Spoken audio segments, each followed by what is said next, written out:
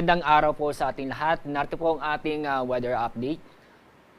Dahil po yan sa habagat o southwest monsoon, inaasahan po natin ngayong araw na magiging maulap ang kalangitan na may kasamang kalat-kalat na pag-ulan at thunderstorm sa Palawan, itong Western Visayas, buong Mindanao at kasama rin po ang Occidental Mindoro.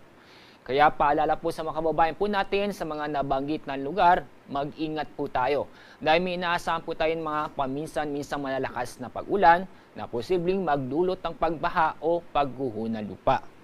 Samantala, itong nalabing pong bahagi po ng Visayas at kasama rin po ang nalabing bahagi po ng Luzon, kasama po ang Metro Manila, ay magiging bahagyang maulap hanggang sa maulap ang kalangitan na may kasamang isolated na mga pag-ulan.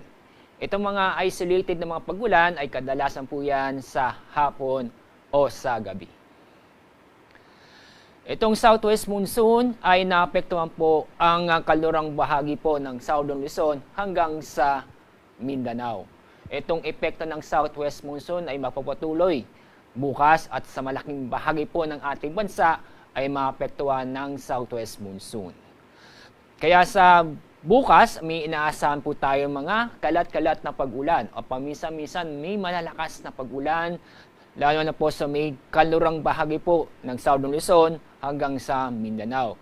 Kaya sa mga kababayan po natin, mag-ingat pa rin tayo dahil sa may mga posibleng magdulot ng pagbaha o pagguho ng lupa, dulot ng paminsan-minsan o may inaasahan tayong malalakas na pag-ulan.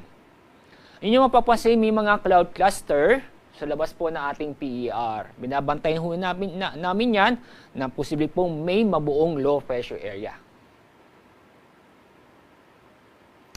Ang araw pong sisikat mamaya pong 5:34 ng umaga.